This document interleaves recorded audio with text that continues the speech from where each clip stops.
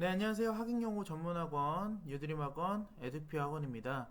2020년도 학잉여고 1학년 1학기 중간고사 수학상에 대한 난이도 분석 및 문제 분석 해드리려고 영상 찍어요. 많이 많이 봐주시고 피드백 꼭 잘 하시고 난 다음에 기말고사도 잘 봐주시기 바랍니다. 그리고 우리 앞으로 학잉여고를 지원하려고 하는 중학교 학생들도 꼭 학잉여고와 시험 문제를 어떻게 내는지를 체크하고 난 다음에 지원해 주시면은 고등학교 때 성적 받을 때 훨씬 더 도움이 많이 될 것 같아요. 자, 시작해 보겠습니다.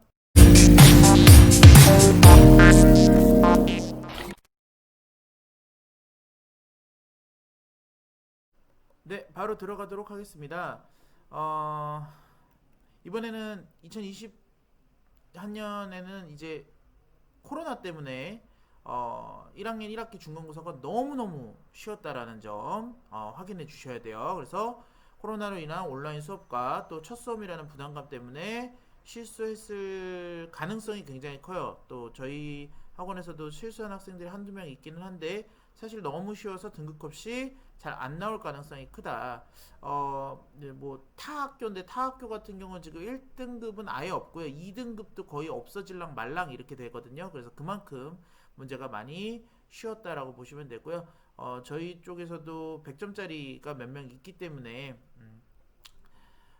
확실히 문제는 굉장히 쉬웠고요. 또 최상위권을 나눌 킬러 문항이 없었다는 게 가장 중요합니다. 원래 시험 문제를 낼 때 가장 중요한 건 요것도 상위권 학생들 요거 들으면은 또 중학교 학생들이 학용여고 들어가려고 듣는 학생들은 요 부분에 대해서 확실하게 알고 있어야 돼요. 100점을 맞고 90점을 맞고는 중요하지 않아요.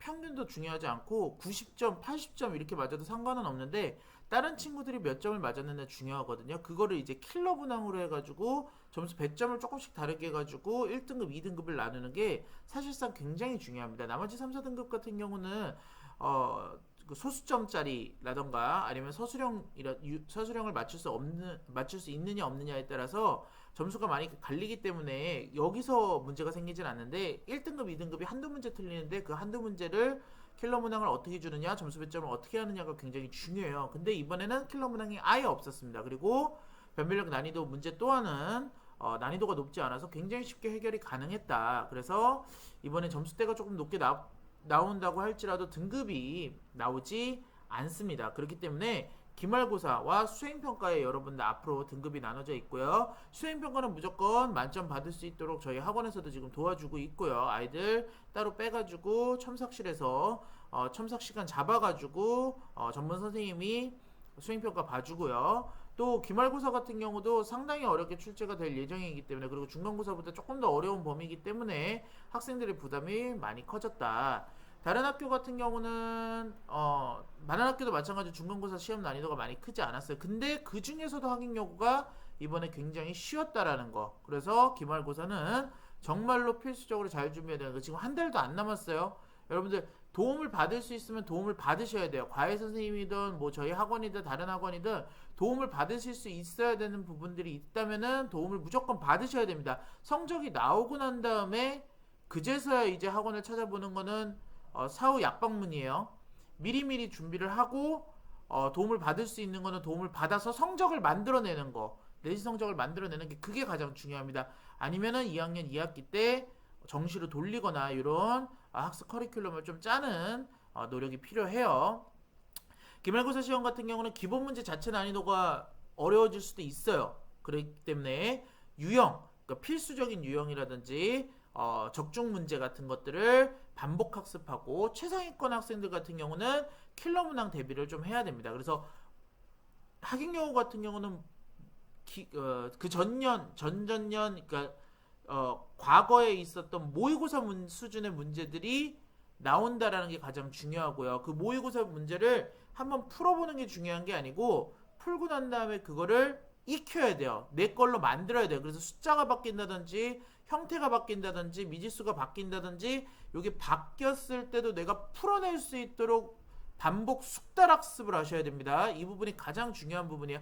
이걸 하지 않으면은 이번 기말고사는 조금 많이 힘들 수 있어요. 자, 전체적으로 기본 연산 문제도 나오고요.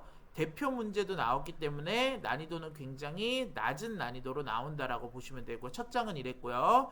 두 번째 장 같은 경우도 중 난이도가 두 가지 들어가는데, 요 정도 문제들은 학원에서 혹은 과외 같은 데에서 충분히 여러분들이 다뤄봤고요. 또 우리 교과서에서도, 그리고 시중에 있는 문제집에서도 비슷한 문제들이 나왔기 때문에 중정도 난이도라고 하지만 점수 배점 자체가 또 틀리죠. 좀 더 배점이 높죠. 하지만 충분히 풀 수 있었다. 특히나 이 복소수 문제들 같은 경우는 충분히 여러분들이 할 수 있었던 부분이다.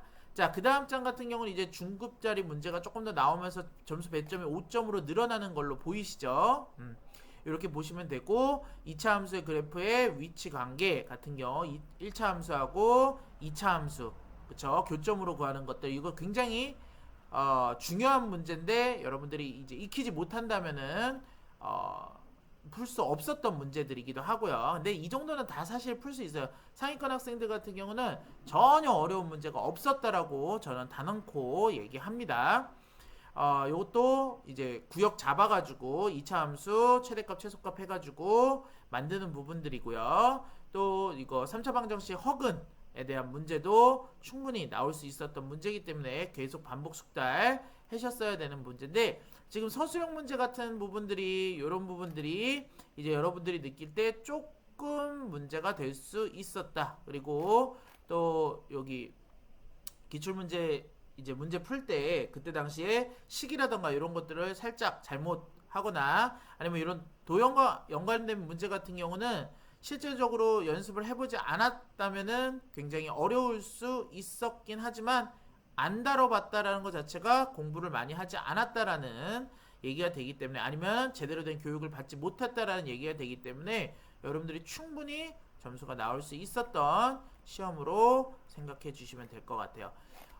저희 같은 경우는 학익여고를 항상 학익여고 반을 한 반에서 두 반 정도 매년 이렇게 진행을 해오고 있고요. 그리고 학익여고 학생들 레벨별로 해가지고 아까 말했던 최상위, 중위, 그리고 하위권 학생들을 위한 국어, 영어, 수학, 과학 이렇게 네 과목이 준비되어 있다고 생각하시면 돼요.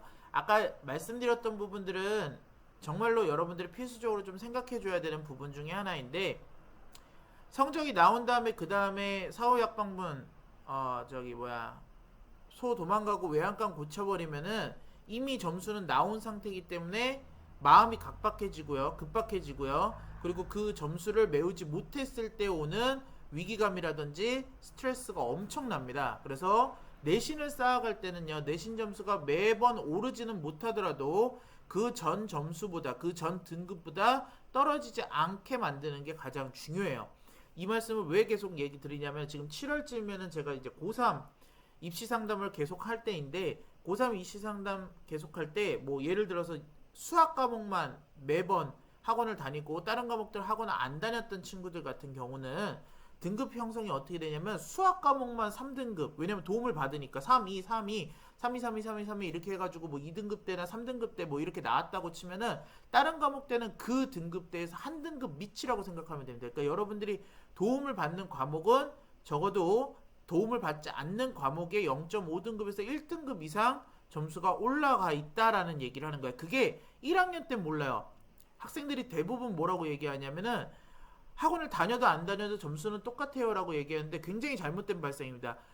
점수는 쌓이는 거지 그 한 번의 점수가 모든 걸 말해주진 않아요. 그래서 자기가 가리키는 선생님, 그리고 자기가 처음 고른 학원을 정확하게 잘 골라주시고, 그리고 그 학원을 믿으시면서 그 학원에서 어떤 커리큘럼으로 나를 가르쳐주고, 그리고 점수가 쌓일 때 어떤 방식으로 쌓이는지가 여러분들한테 굉장히 중요합니다. 아까 말했듯이 처음에 학원을 골랐을 때 학원에서 풀 패키지로 다 가르쳐주고 입시 관리까지 해주고 첨삭교육까지 할 수 있는 그런 교육을 진행하는 곳을 고르는 게 사실은 좋고요. 중간에 이렇게 옮기시게 되더라도 아까 말씀드렸듯이 나한테 맞는 교육을 해줄 수 있느냐, 그리고 성적이 계속 쌓이게 되므로 한 번 성적이 안 나왔다고 너무 실망하고 다른 생각을 하시거나 그렇게 되는 것보다는 그 지금 받는 교육에 있어서 내가 조금 더 피드백해야 될 것들은 없나. 그러니까